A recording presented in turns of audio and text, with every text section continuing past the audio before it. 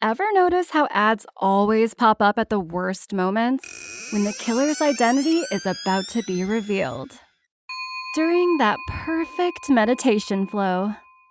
On Amazon Music, we believe in keeping you in the moment. That's why we've got millions of ad-free podcast episodes, so you can stay completely immersed in every story, every reveal, every breath. Download the Amazon Music app and start listening to your favorite podcasts ad-free, included with Prime. When your life outgrows your old ambitions? What if the goals you worked hardest for are no longer the ones you want?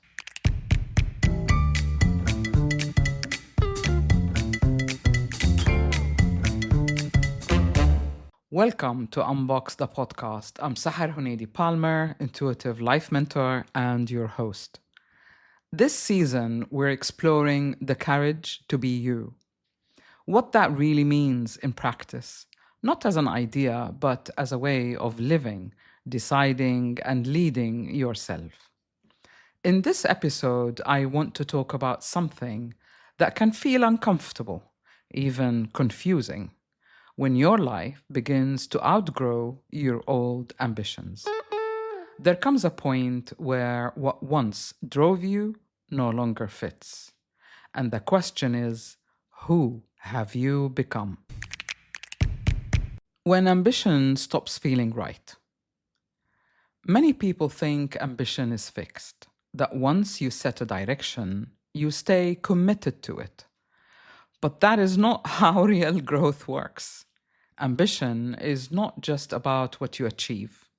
It is an expression of identity. It reflects your value, how you see yourself, and what you believe matters.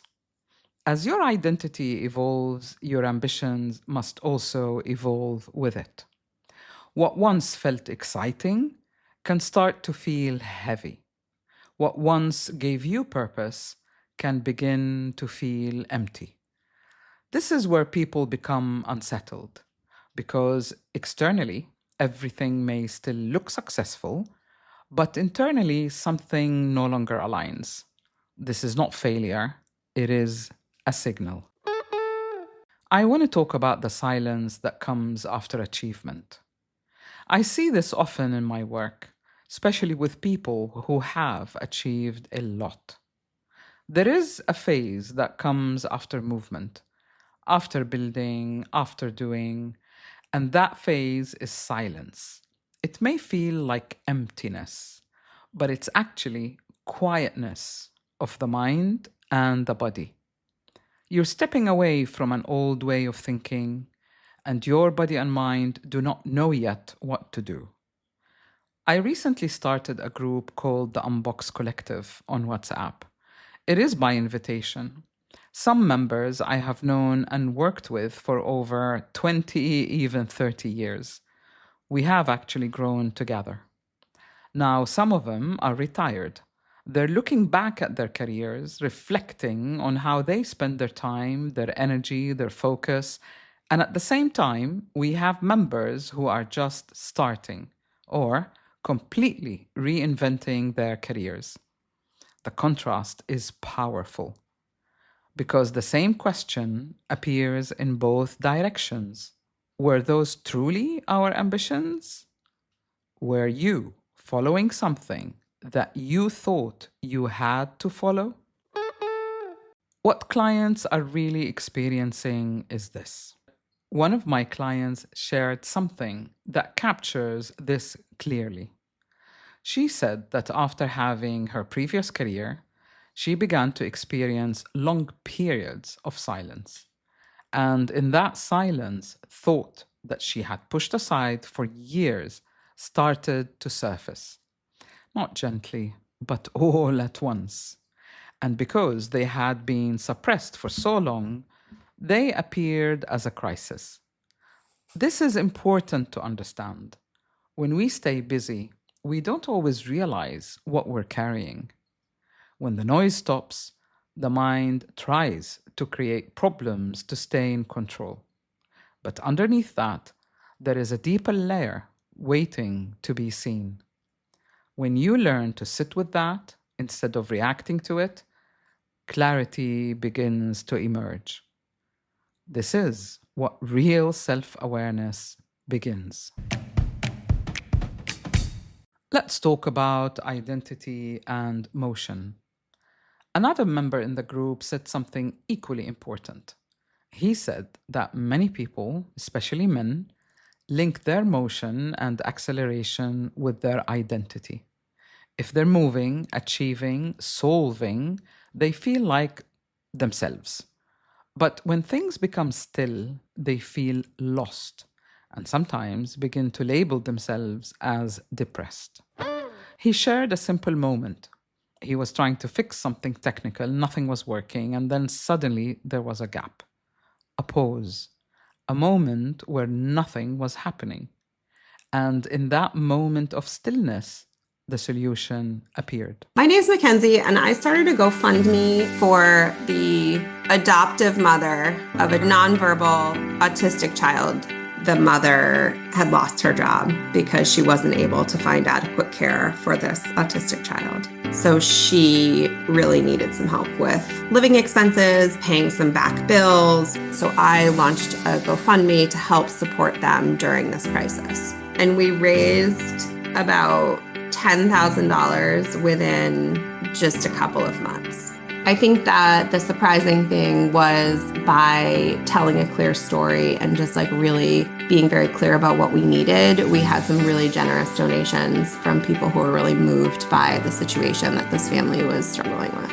GoFundMe is the world's #1 fundraising platform trusted by over 200 million people. Start your GoFundMe today at GoFundMe.com. That's GoFundMe.com. GoFundMe.com. This podcast is supported by GoFundMe.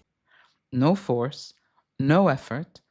That is the difference between noise and clarity. We are used to believing that effort creates results, but sometimes stillness reveals what effort cannot. If we look at this through the 4 dimensions of change, or the BEMA methodology, this shift becomes very clear. At the level of the mind, your goals are structured, logical, and often extremely driven. At the level of emotions, you may have been driven by validation, pressure, or the need to prove something. At the level of the body, you carried that through action, through long hours, through consistency. But at the level of accountability, which is the 4th dimension, something changes. You begin to take responsibility, not just for what you do, but for why you're doing it. That is where ambition shifts, because you're no longer acting from old patterns. You are now acting from awareness. What I'm seeing now and what the group reflects is that this is not a local experience. It's global. From the UK, as with my first client, to the US, as to the second member, and to Norway, to here in Dubai. The same reflection is happening. People are asking themselves, did I spend my time in the right way? Was I chasing something real or something I thought I should want? And for those starting again, the question becomes, what do I actually want now? Not 10 years ago, not based on expectation, but now. And here's the real question. This is the point most people try to avoid because it requires honesty. If your ambition no longer fits, you have 2 options. You either keep performing it or you choose to redefine it. Redefining it requires letting go of identity, letting go of how you have seen yourself, letting go of what others expect from you. And that is where the courage to be you comes in. If this is something that you're navigating right now and you want a structured way to understand where you are, what is shifting, then please book a strategic clarity session with me. We go through your current situation, your challenges, and what is actually changing beneath the surface. As you know, I don't give generic advice. I work with you based on your specific situation, and together we bring your BEMA into alignment. You will find the link in the episode caption. Let's move forward with clarity.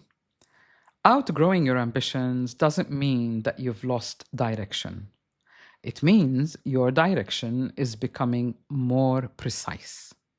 You're no longer driven by what looks right, you're guided by what is right for you. And this is where intuition becomes essential. Intuition is not separate from logic. It informs and shapes logic. It allows you to recognize when something no longer fits, even if it once did. And when you trust that, your decisions become clearer. So if you're in a phase where your goals feel different, unclear, or even empty, don't rush to replace them. Pause. Look at what has changed in you. Look at what no longer aligns. And ask yourself honestly, what matters now? Not what mattered before, not what others expect, but what matters now. Because that is where your next level of self-leadership begins. Thank you for spending this time with me on Unbox the podcast. If episode 12 resonated with you, please follow, subscribe. It makes real difference and it helps more people to find these conversations. And if someone in your life is going through this shift, please share the episode with them. You will find more tools, ebooks, and e-courses at my website, saharhunaidi.com.